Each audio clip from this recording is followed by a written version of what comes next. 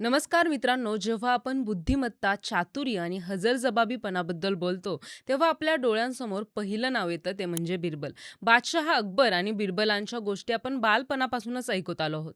पण तुम्हाला माहिती आहे का, की बिरबल हे फक्त गोष्टींमधलं पात्र नसून ते इतिहासातील एक अतिशय प्रभावशाली व्यक्तिमत्व होतं. आजच्या या व्हिडिओमध्ये आपण बिरबलांचा सामान्य ते खास हा प्रवास आणि सर्वात महत्त्वाचं म्हणजे त्यांचा शेवट नेमका कसा झाला, याबद्दल सविस्तर जाणून घेणार आहोत. त्याआधी चॅनलला सबस्क्राईब करा आणि व्हिडिओ शेवटपर्यंत नक्की बघा. नमस्कार, मी ऋतुजा आणि तुम्ही पाहताय थेट वास्तव. बिरबलांचा जन्म 1528 मध्ये उत्तर प्रदेशातील कालपी या गावी एका ब्राह्मण कुटुंबात झाला. त्यांचं मूळ नाव बिरबल नव्हतं, तर ते होतं महेश दास. महेश दास लहानपणापासूनच अतिशय हुशार आणि शब्दाचे पक्के होते. त्यांना कविता लिहिण्याची आणि संगीत शिकण्याची खूप आवड होती. त्या काळात आपली कला आणि बुद्धीच्या जोरावर राजाश्रय मिळवणं हे मोठं स्वप्न असायचं आणि महेश दास यांनीही आपल्या प्रतिभेनं ती वाट शोधली होती. अकबर आणि बिरबल यांच्या पहिल्या भेटीबद्दल अनेक कथा सांगितल्या जातात. असं म्हटलं जातं की एकदा अकबर शिकार करताना जंगलात रस्ता चुकले होते. तेव्हा एका तरुणाने त्यांना योग्य मार्ग दाखवला आणि आपल्या बुद्धिमत्तेने बादशहाचं मन जिंकलं.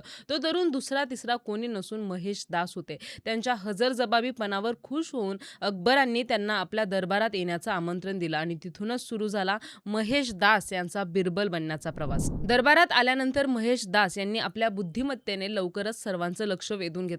सम्राट अकबरांनी त्यांना राजा ही पदवी दिली आणि बिरबल हे नाव दिलं. बिरबल या शब्दाचा अर्थ होतो ज्याच्याकडे बुद्धीचं बळ आहे. हळूहळू बिरबल हे केवळ एक कवी किंवा मनोरंजन करणारे राहिले नाहीत, तर ते अकबरांचे सर्वात विश्वासू सल्लागार आणि मित्र बनले. अकबरांच्या नवरत्नांपैकी बिरबल हे सर्वात महत्त्वाचं रत्न मानलं जात असे. बिरबल हे दरबारात केवळ विनोद सांगण्यासाठी नव्हते, त्यांच्यासाठी लष्करी आणि प्रशासकीय जबाबदाऱ्या होता.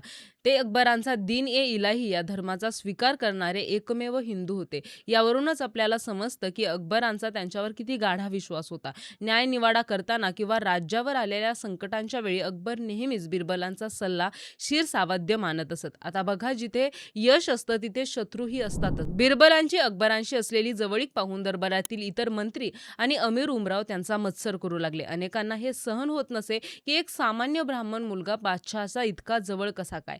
बिरबलांना खाली खेचण्यासाठी अनेकदा कट रचले गेले, त्यांना कठीण प्रश्न विचारले गेले, पण प्रत्येक वेळी बिरबल आपल्या चातुर्याने त्यातून सही सलामत बाहेर पडले. आज आपण ज्या अकबर बिरबलांच्या गोष्टी ऐकतो त्यातील बऱ्याच गोष्टी या काल्पनिक किंवा लोककथा आहेत, पण या कथांचा मूळ आधार बिरबलाचा हजरजबाबीपणा हेच आहे. या कथा आपल्याला शिकवतात की कोणत्याही संकटांवर बुद्धीने मात करता येते. पण मित्रांनो, इतिहासाच्या पानांमध्ये बिरबलाच्या आयुष्याचा शेवट हा या गोष्टींसारखा सुखांत नव्हता, तर तो अत्यंत दुःखद आणि अनपेक्षित होता. साल होतं 1586. मुघल साम्राज्याच्या वायव्य सरहद्दीवर म्हणजेच आजच्या पाकिस्तान आणि अफगाणिस्तानच्या सीमावर्ती भागात युसुफजाई टोळीने बंड पुकारलं होतं. हे बंड मोडून काढण्यासाठी अकबरांनी सुरुवातीला झैन खान कोकायाला पाठवलं, पण तिथली परिस्थिती खूपच कठीण होती. डोंगराळ भाग आणि गनिमी काव्याने लढणारे शत्रू यांमुळे मुघल सैन्याला मोठं यश मिळत नव्हतं. झैन खानने मदत मागितल्यावर अकबरांनी मदतीसाठी कोणाला पाठवावं याचा विचार केला. यावेळी बिरबलांनी स्वतःहून या मोहिमेवर जाण्याची इच्छा व्यक्त केली.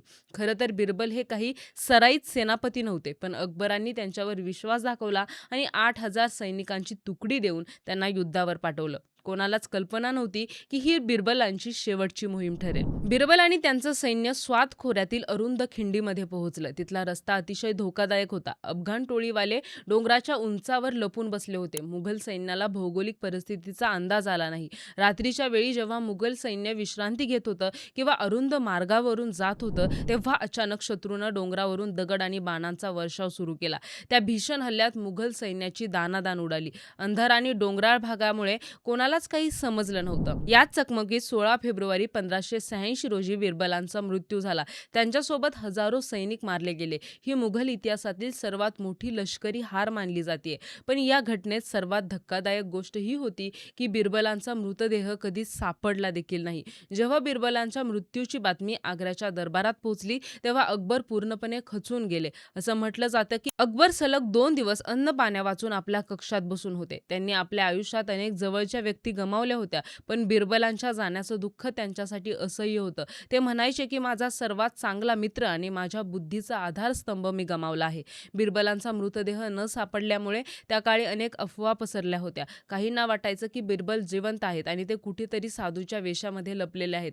स्वतः अकबरही काही काळ या आशेवर होते की बिरबल परत येतील. त्यांनी अनेकदा बिरबलांचा शोध घेण्याचा प्रयत्न केला, पण अखेर त्यांना हे सत्य स्वीकारावंच लागलं. त्यांचा लाडका मित्र आता या जगात नाही. बिरबल आज आपल्यात नाहीत, पण त्यांच्या आठवणी आजही जिवंत आहेत. ते केवळ एक चतुर व्यक्ती नव्हते, तर ते एक कुशल कवी, संगीतकार आणि मुत्सद्दी राजकारणी होते. फतेहपूर सिक्रीमध्ये आजही बिरबलांचा महाल त्यांची साक्ष देत उभा आहे. त्यांच्या कथांमधून आजही आपल्याला जीवनातील कठीण प्रसंगात शांत राहून मार्ग कसा काढायचा याची शिकवण मिळते. तर मित्रांनो, ही होती राजा बिरबल यांची सत्यकथा. एका साध्या ब्राह्मण कुटुंबात जन्मलेला मुलगा आपल्या बुद्धीच्या जोरावर हिंदुस्थानच्या सम्राटाच्या सर्वात जवळचा मित्र बनला. हा प्रवास नक्कीच प्रेरणादायक आहे. तुम्हाला बिरबलाची कोणती गोष्ट सर्वात जास्त आवडते? कमेंट बॉक्समध्ये नक्की सांगा. आणि जर तुम्हाला व्हिडिओ आवडला असेल तर व्हिडिओला लाईक करा, शेअर करा आणि सबस्क्राईब करायला अजिबात विसरू नका.